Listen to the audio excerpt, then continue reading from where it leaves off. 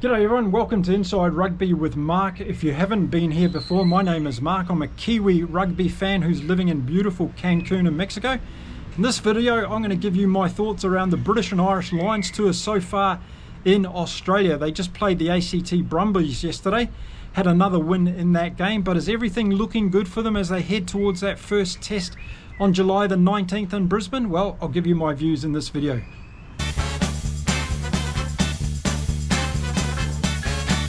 I've got to say, it's been great to see the British and Irish Lions down there in Australia doing their stuff so far on this tour. They've played against the ACT Brumbies. That was played in Canberra the other night in very cold and chilly conditions. That would have been very welcoming, I think, to a lot of the British and Irish Lions players, that's for sure. It was 36 points to 24.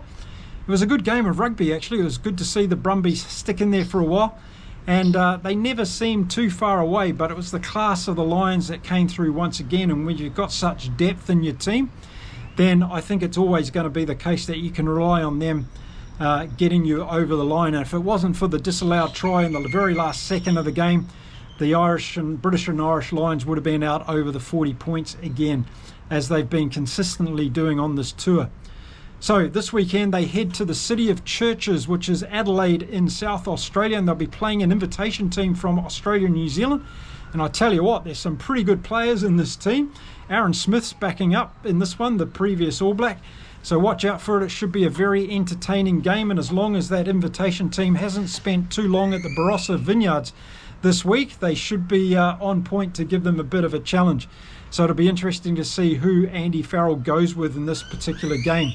But getting back to the ACT game, I thought it was a really good game of rugby. It was a good start by the Brumbies. They put a lot of pressure on the British and Irish Lions, and for the first 10 or 15 minutes, it was all Brumbies. They had territory, they had possession, but you could just tell that the Lions were going to get back in this game, and particularly after the ACT Brumbies put on the first try in the game to go up 5 points to 0. But then the power came into the forward play from the Lions, and they really started to get much more possession. And as a result of that, they would be able to get a lot of territory as well. I've been super impressed with Finn Russell on this tour so far. I think he's been playing absolutely fantastic at number 10. And Jamison Gibson-Park at number 9, that combination is working really, really well. And I suspect that's going to be the combination for the first test match in Brisbane at 9 and 10 for the British and Irish Lions. The forwards did very well in this game also. I thought Joe McCarthy had a good game, particularly in the breakdown area. Outside of Finn Russell, we saw great play from Bundy Aki on different occasions. He got through the line. He's an enormous player, and he just provides such good second phase ball, and he did that again in this game. And I can't see how we won't see Bundy Aki in the first test match either. Gary Ringrose was good outside, and on the wings we saw good play from Freeman, although he wasn't involved too much in this particular game. And James Lowe on the other wing, he got a bit of work. Some of it was done well, some of it wasn't done so well, particularly one of the tries that he didn't finish off very well. He should have had that ball down earlier to score that try, but it was held up over the line, and the Brumbies were able to breathe again. So that was something that wasn't too good. Blair Kinghorn at fullback went off with an injury. That'll be a little bit of a concern to the British and Irish Lions, considering we've lost Elliot Daly. Owen Farrell's been called up, of course. So who knows what's going to happen in that 15 position at the moment for the Lions. And that's one of the things that I think Andy Farrell will be thinking about over the next 10 days before he names that first test team. So what am I thinking about the British and Irish Lions so far on this tour? Well, I tell you what, they've got a huge advantage over the Wallabies. And it's not only in the players they've got to choose from, it's the scheduling as well. The British and Irish Lions are going to have some before they get to that first test.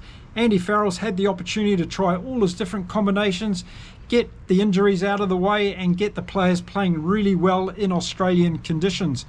On the other hand, Joe Schmidt's had one test against the Fijians, a demolition derby team, who come at you from all sides and not able to play a really structured game like they're going to get against the British and Irish Lions. And I think this is a big mismatch for the Wallabies as they head into this series. And as such, I think the British and Irish Lions are going to beat the Wallabies in that first test match.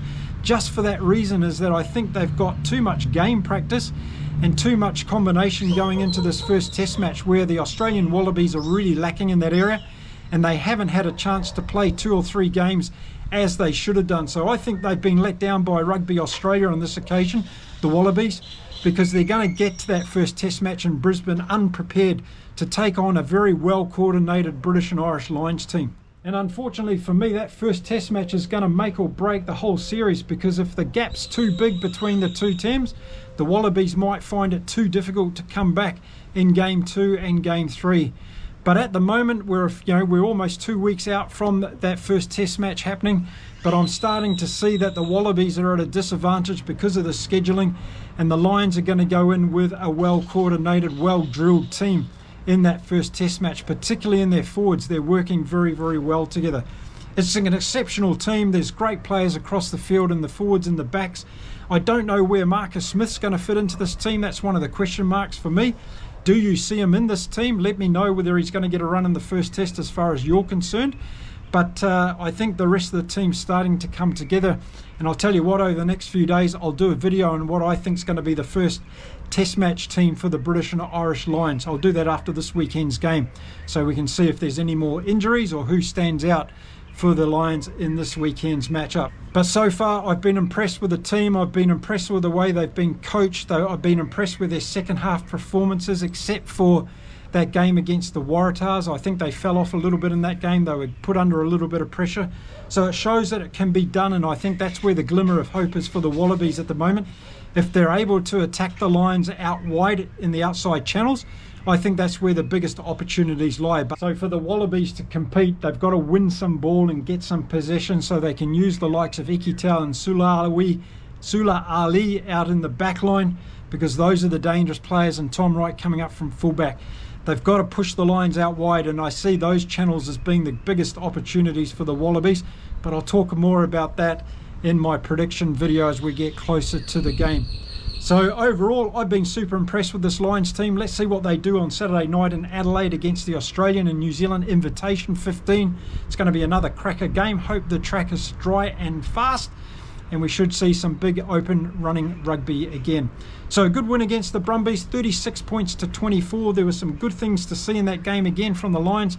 Their forwards are humming along. Henry Pollock came on for a bit of a cameo in the last 20 minutes and did a boltering run down the right-hand side of the field, which was very, very good to see.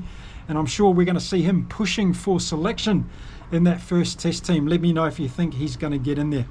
Okay, there we go. That's a wrap on the Lions so far in their tour of Australia.